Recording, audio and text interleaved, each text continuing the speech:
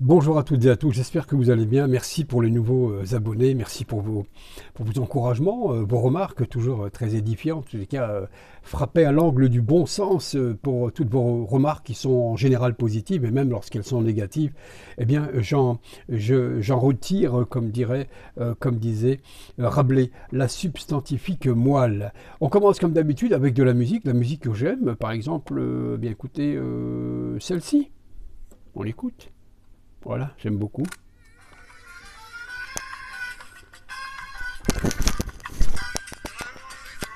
Voilà, on parle du cœur, My Corazon. À toutes les Marias du monde et autres, évidemment, je vous salue, Marie, si j'ose dire. Et c'est toujours le merveilleux Sergio Mendes. Allez voir le clip, le film, c'est une merveille. C'est un chef-d'œuvre. Voilà. C'est retiré du film Salsa, évidemment. Merci Sergio. La suite avec vous donc du travail d'Ara, bienvenue, n'oubliez pas donc de partager et de faire un petit j'aime, un pouce, un doigt plutôt, enfin bleu, pour vos remarques si vous aimez, pour que la vidéo puisse monter, effectivement être vue par d'autres personnes qui adhèrent à tout ce qu'on fait là dans la résistance pacifique évidemment, contre ce fléau qui est devenu la gouvernance mondiale, mondialisée, de ces gens très racés d'ailleurs, hein, qui nous donnent des leçons de vie, ces gens qui pactisent avec les pires des diables, qui sont parfois même eux le diable. J'ai bien aimé dans le livre de Juan Branco qui disait cette élite-là, cette oligarchie, je vous rappelle que l'oligarchie est le pire système chez les Grecs, hein. La démocratie, c'est pas l'idéal non plus, hein, mais l'oligarchie, c'est quand même le pur, quoi. C'est le bas de gamme, c'est la pissotière de la politique, j'ai envie de dire, c'était, voilà, l'oligarchie. Et alors, il disait, Joël Branco, dans son bouquin, ils ne sont pas corrompus, ils sont la corruption. Et il a frappé assez juste. D'ailleurs, à cet égard, Michel Onfray, qui était interrogé là-dessus, sur cette phrase, sur cette citation de Branco, Onfray l'a gratifié d'un bravo l'artiste. Bravo l'artiste, évidemment. Alors, les artistes, il y en a beaucoup maintenant. Il y a notamment Raoult, évidemment, Péronne qui continue, le professeur Toussaint, Madame Pionnière aussi qui est attaquée violemment, aussi l'Alsacienne, la Jeanne d'Arc, comme l'a dit un commentaire. Cette femme debout qui est une grande scientifique aussi, qui dénonce cette politique assez brutale et sanitaire qui n'a rien à voir d'ailleurs avec le Covid ou l'épidémie. Les décisions très brutales, très vicelards, d'ailleurs sadiques, nous a dit Asselineau, sur la façon de jouer avec les nerfs des gens et leur patience ou leur impatience, les pousser à bout. Est-ce pour nous obliger, fatigués d'attendre, fatigués d'être enfermés, d'accepter le vaccin envers et contre tout, malgré les drames qui se jouent ça et là et sur lesquels je vais revenir, bien évidemment. Je disais donc cette ambiance qui est malsaine et le professeur Raoult ici à Marseille qui adorait, qui adulait, mais pas simplement. Nous sommes Raoult, nous sommes Marseille, nous sommes la France. Celle de Raoult, celle qui résiste, celle de Péronne, qui a fait un carton d'ailleurs aussi sur la chaîne François, je crois, avec d'autres professeurs qui ne sont pas, eux, des affidés, des soumis à la finance et qui n'ont pas d'ailleurs, comme Louis Fouché d'ailleurs ici à Marseille et d'autres, qui ne sont pas soumis, qui ne sont pas achetés, ni corrompus, ni achetés, ni vendus. D'ailleurs, comme dirait Coluche, on n'a pas dit combien. Bon, certains connaissent les prix Karine Lacombe, on sait qu'il y a eu des dizaines et des dizaines, on parlait de plus de 210 000 euros pour Karine Lacombe, qui est devenue l'égérie quand même hein, du système et des médias lorsqu'il s'agit de venir endormir un peu l'opinion derrière sa blondeur et sa, on va dire son côté un peu sexy, parce qu'elle la joue un peu Sharon Stone. Hein. Bon, mais Sharon Stone n'est pas dans les magouilles, je pense qu'elle ne se fait pas acheter pour nous vendre des cacahuètes dangereuses au passage, des vaccins. Je disais Raoult attaqué par le système de plus en plus avec une énorme brutalité et il semblerait que Le Point et toute la série des magazines, des cartoons un peu bidons, tous effectivement spécialistes des fake news, des informations fabriquées en laboratoire de la désinformation, mises en place par la propagande, ont lancé un truc comme quoi Raoult serait revenu sur ses déclarations, sur le fait qu'il est été dit que la chloroquine, l'azithromycine soignait. Oui, elle soigne, bien sûr, elle fait tomber la viralité. C'est ça qu'il a dit. D'ailleurs, plein de pays l'ont remis. L'Italie l'a remise, l'Espagne. Il y a plus de, aujourd'hui, 70 pays qui ont mis la chloroquine. Bravo, Raoult, au goût du jour. Il n'y a qu'à France, on continue effectivement à vouloir assassiner médiatiquement et sur sa réputation le professeur Raoult. Nul n'est prophète en son pays, mais quand même, il y a des manières quand on se veut. Le pays des droits de l'homme, le pays qui a une grande histoire, pas toute l'histoire évidemment, mais qui a connu des grands hommes, des grandes périodes et des femmes extraordinaires. Voilà, on ne peut pas collaborer et laisser un homme se faire piétiner comme ça. Bref. Il y a des gens qui prennent sa défense, et ils ont raison, et j'ai pensé à vous faire écouter un petit peu comme ça au passage, Renaud, qui s'indignait, ça a été un des seuls d'ailleurs à prendre parti publiquement et mettre sa réputation en jeu, alors que d'autres artistes s'écrasent.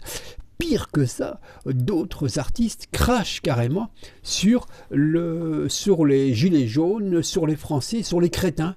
Comme disait un pitoyable acteur, un histrion, un moins que rien, un vaurien, un mauvais atout, comme dirait Pagnol, qui a traité les gens qui ne voulaient pas se vacciner ou qui doutaient, qui attendaient un petit peu. Vous savez, le fameux principe de précaution. Aujourd'hui, tout le monde s'assit dessus, tout le monde fait caca.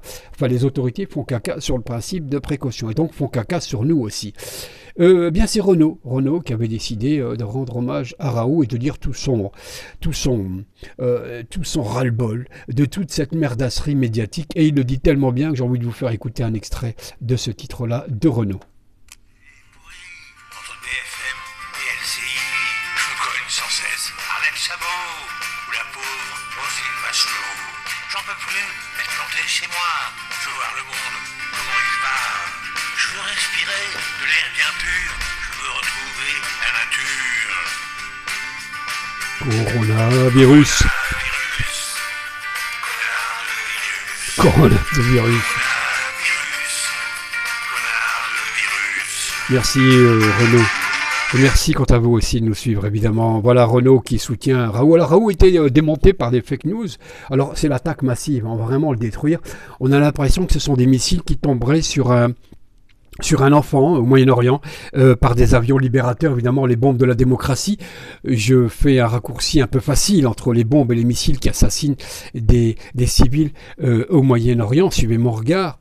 Et aussi le professeur Raoult qui est victime d'une attaque massive, très courageuse comme d'habitude des médias, pour démolir tout ce qu'il a dit, et ils sont venus très nombreux. Alors celle qui a commencé à faire ça, qui a porté ça, c'est certainement la chaîne de télévision, ou la chaîne de télé la plus détestable, M6, qui est née en 87. Merci Mitterrand, merci le socialisme caviar, le pseudo-socialisme de la Mitterrandie et de toutes ces affidés, de tous ces acolytes qui nous ont donné effectivement que finalement de la télépoubelle à venir. M6 né en 87 et qui a fait que du caca boudin depuis. Éloignez-vous de tout ça, de grâce. Vos enfants n'ont pas demandé à être éduqués en face d'une télévision. Éloignez-les vite du poste. Ah, c'est de la pornographie. Intellectuellement, c'est de la pornographie. Ça les abrutit, ça détruit tout le Mozart qui sommeille en eux. Le Mozart qui sommeille en eux. Et donc, M6 a fait un reportage complètement dégueulasse, dans le dos, effectivement, une trahison de Raoult. Ils se sont mis très très nombreux. D'autres ont relayé, effectivement, le gang, si j'ose dire, s'est relayé. Karine Lacombe est venue, effectivement, aussi dégommer en disant, enfin, il reconnaît ses torts, parlant de Raoult. Alors qu'il n'a jamais dit ça, bien entendu, il suffit de revoir toutes les déclarations de Raoult. Son intégrité, finalement, à cet homme, et sa force qui le fait tenir debout, c'est justement la force de la vérité, la force du désintéressement. Ils ne savent pas, cette Macronie en marche et en déroute surtout, qui met en déroute la France et le pays, ne peuvent pas, sans ces moyens de désinformation massive ou de destruction massive de la société française, ils ne peuvent pas s'en prendre à un homme pareil, parce que je pense qu'il a la force de la vérité, du désintéressement, et devant tous ces chancres de la République, eh bien lui et d'autres médecins debout, et femmes et hommes, sont des chantres de la République. Et ce sont ces chantres-là qui, j'espère, demain nous ramèneront vers des lendemains qui chantent. Je l'espère tout du moins, il faut les soutenir, il faut les écouter. Devant toute cette escroquerie intellectuelle, je me rappelle un discours, une déclaration très énervée de celui qui s'est battu, grand résistant sur le plateau des Glières pendant la Seconde Guerre mondiale et qui a donné ses chaussures à un prisonnier qui s'en allait, qui revenait des camps. Il lui a donné ses chaussures en plein hiver. C'est l'abbé Pierre qui raconte ça dans ses mémoires. Eh bien, cet homme qui fut l'un des premiers de la résistance et a lutté contre tous les collabos, et s'il était là aujourd'hui, Dieu qu'on aimerait l'entendre, si j'ose dire. Je propose d'écouter donc cette déclaration très énervée de l'abbé Pierre. Ça dure une petite minute, on en écoutera un petit extrait. Laissant les assiettes des autres vides, et qui ayant tout, disent avec une bonne figure, une bonne conscience, nous, qui avons tout, on est pour la paix. Je sais que je dois leur crier à ceux-là, les premiers violents, les provocateurs de toute violence, c'est vous. Et quand le soir, dans vos belles maisons, vous allez embrasser vos petits-enfants, avec votre bonne conscience, au regard de Dieu, vous avez probablement plus de sang sur vos mains d'inconscients que n'en aura jamais le désespéré qui a pris des armes pour essayer de sortir de son désespoir. Voilà, très touchante la déclaration et le coup de colère de l'abbé Pierre. Voilà, que j'appelle, moi, le chiffonnier de la liberté, le chiffonnier divin, le chiffonnier célestissime. Célestissime. Je dis ça à dessein, chiffonnier célestissime, parce qu'il y a un autre chiffonnier de luxe, un ringard, une crapule, et c'est pas parce qu'il est décédé qu'il faudrait lui dresser des lauriers, lui. C'est Karl Lagerfeld qui avait injurié avec ce pseudo-acteur qui fait partie du système et qui attend d'être dorloté comme une chachate en attendant le retour au théâtre et au cinéma. Impitoyable, indétestable, un ringard d'acteur. C'est Berléand qui récemment a traité les gens qui doutaient du vaccin de crétins. Il avait déjà fait auparavant en injuriant aussi les gilets jaunes avec quelques autres. Entre Bigard et Berléand, vous imaginez que mon choix est fait rapidement. Cet imbécile aussi de Berléand avait aussi dit, avec ce chiffonnier de luxe, Karl Lagerfeld avait aussi déclaré à une époque devant une femme extraordinaire, Eva Joly, lorsqu'elle s'était présentée aux élections, avait dit « mais qu'elle se casse d'ici, elle ne sait même pas s'exprimer en français ». Ils avaient été très injurieux, voire même racistes, ce Berléand et ce Karl Lagerfeld, ce chiffonnier du luxe et sans intérêt, et cet acteur, on va dire, voilà, ringard, quoi, qui injurie encore une fois les Français. Je pense que lui et Macron font une compétition d'injures contre les Français, ils font la paire tous les deux. Eva Joly, justement, qui a écrit un livre formidable il y a quelques années qui s'appelait « Est-ce dans ce monde-ci que nous voudrions vivre ?» Voilà. C'est une interrogation très intelligente, une femme qui a instruit des procès très très importants et qui continue à instruire contre la voyoucratie mondiale, contre la barbarie financière. A aussi écrit un livre récemment pour dénoncer l'Europe en général, l'Europe des copains, l'Europe des cartels financiers et de tous les bidouillages. D'ailleurs, l'achat du Remdesivir qui ne sert à rien d'1 milliard récemment le prouve, que là il y a quand même une collusion un peu dégueulasse dans les arrière-salles des tripots bruxellois. Qui a écrit un livre qui s'appelait Le loup est dans la bergerie, qui dénonçait Jean-Claude Juncker, qui fut quand même le président du Conseil européen, enfin des finances, qui tenait tout, et qui a au moins fait évader avec le sourire, hein, le mec, il était tout le temps bourré d'ailleurs, près de 1000 milliards, une complicité incroyable, tout le monde laissait faire là-dedans, et c'est cette femme que ces deux trissotins, le chiffonnier de luxe, avec ses allers de pseudo-marquis poudré qui voulait jouer à l'élégant, au sérieux, à l'aristocratie, non. C'est juste un arriviste, un vendeur de cacahuètes. Quant à Berléand, nous y reviendrons sur ces deux ringards. Donc Eva Joly qui est là, qui est debout, et moi j'ai encore envie de dire tout le bien que je pense d'Eva Joly. Donc au moins 2 livres, Est-ce dans ce monde-ci que nous voulons vivre, et Le loup est dans la bergerie, pour dénoncer Jean-Claude Juncker, mais aussi toute une partie de l'Europe qui laisse faire et qui laisse magouiller effectivement les présidents. Quand Sarkozy allait là-bas pour dire je vais faire ci, ou Hollande, y participait par leur silence, une forme de lâcheté quelque part, ou leur indifférence avec ce type-là et tout le bidouillage de l'Europe. Argent, gros sous, ça c'est le copinage du système Macron, c'est son projet aussi. Eh bien, il a octroyé plus de 500 millions d'euros à son ami, celui qui lui garantit une belle image toutes les semaines dans son journal poubelle, le JDD.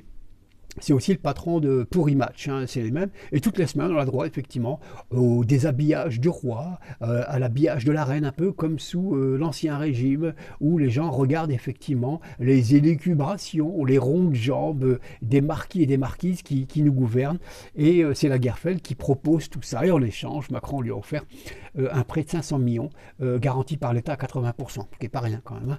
Et en échange, effectivement, il lui garantira toutes les semaines effectivement des belles photos qui vont endormir le gogo, parce qu'on nous a appris effectivement à apprécier tout ça et à croire que nos dirigeants ne sont pas nos employés parce que vous les payez avec vos impôts, mais qu'ils sont nos maîtres. Il faudrait effectivement faire un travail là-dessus et changer la donne, changer de paramètres.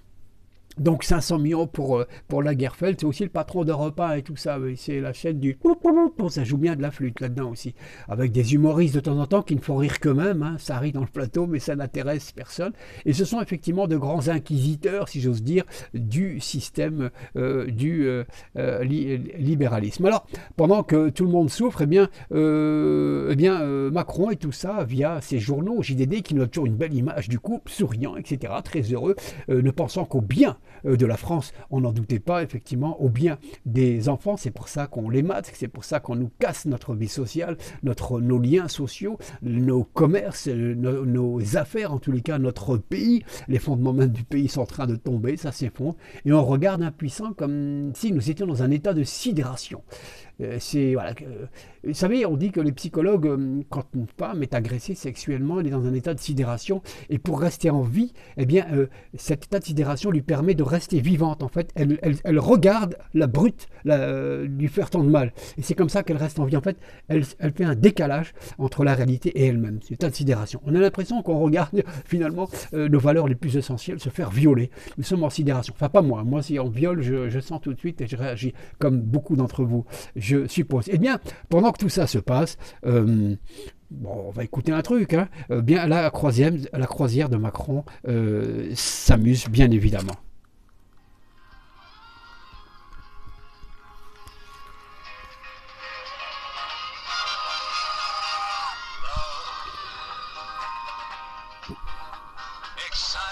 Eh oui, Monsieur Lagardère, Brigitte, toute la bande, quoi. Castex aussi, Monsieur Subutex. Voilà, la croisière s'amuse. Voilà, c'est love partout, évidemment. J'y crois moins, effectivement, à ce love partout. Mais bon, la croisière s'amuse, elle ne se rend pas compte des dégâts qu'elle crée dans tout cela. Je vous disais, pour vendre le vaccin, surtout vous dire aussi que au sujet donc de Jean-Claude Juncker, c'est quand même un type qui n'est pas poursuivi, qui est rentré au Luxembourg. Bon, il s'alcoolisait beaucoup, il était un petit peu le même que lorsque Fabius passe le pouvoir à un moment, je crois, ou à l'issue de la COP 21, je crois, on a vu un Fabius complètement bourré, défoncé, c'est très étonnant. Eh bien, Juncker, lui, c'est un habitué de l'alcool, c'est peut-être pour ça aussi qu'ils l'ont écarté. Et je vous propose eh bien, de faire ce petit hommage à M. Juncker. C'est le roi des voleurs.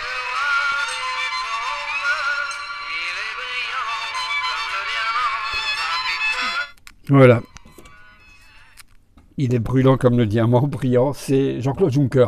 Évidemment, c'est Arsène Lupin de Jacques Dutronc, et j'en profite, c'est à dessein que j'ai fait ça, j'en profite pour saluer Omar Sy qui est descendu à peu près dans la presse. Comme d'habitude, on se demande ce que cet homme a fait. Ses prises de position ne déplaisent à l'oligarchie, la même qui nous dit qu'on doit se vacciner, qu'on n'est pas bien, qu'on est des ringards, qu'on est des Gaulois, etc., qu'on est des feignants, etc., qu'on n'a pas de costume, qu'il suffit de traverser la rue. Oui, il y en a qui traversent la rue, comme Buzyn, ou Sibeth Ndiaye, ils retrouvent des boulots à l'OMS, ça est là, grassement payé avec le prestige, et aussi l'immunité diplomatique, évidemment, qui sied à leur rang, etc. Mais nous, on traverse, on risque de prendre 135 € dans les dents, etc., etc.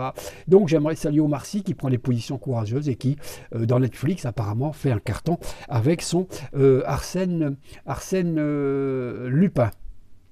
On va poursuivre notre petit travail d'arabe, chers amis, avec l'abrutissement, comme je parlais d'M6 tout à l'heure, qui qui est fabriqué, hein, cet abrutissement, travaillé. On investit beaucoup pour crétiniser les gens et très peu pour les éveiller. Il suffit de regarder les chaînes de télévision, un petit peu toute la ringardise qui est mise en place pour nous abrutir en permanence. Par contre, pour investir dans l'éducation, elle est cassée, elle est brisée, les gens ne vont quasiment pas à l'école. Les étudiants sont laissés pour compte. C'est quand même l'avenir j'ai envie de dire l'avenir de demain.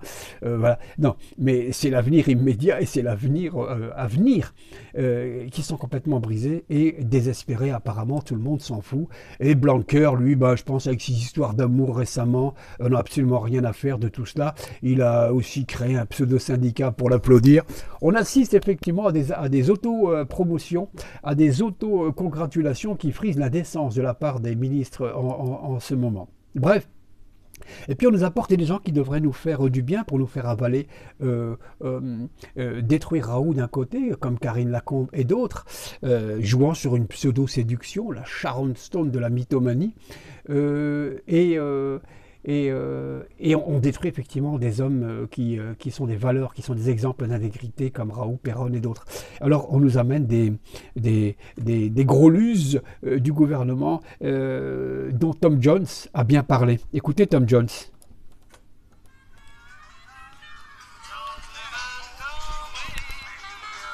Ah c'est pas le bon, je me suis trompé. Attendez, je vais remettre ça un peu. Oui merci, le grand seigneur effectivement. Le grand seigneur, c'est quand même pas... on n'est pas gouverné par des grands seigneurs, hein, si j'ose dire. On va arrêter ça. Hop, merci. Non, je voulais simplement rendre un petit hommage à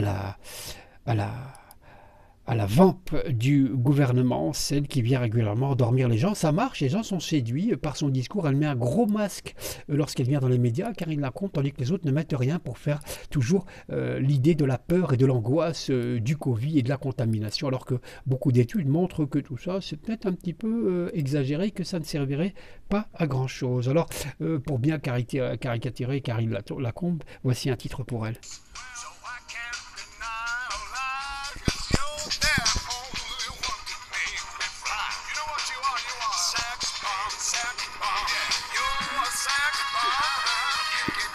Voilà.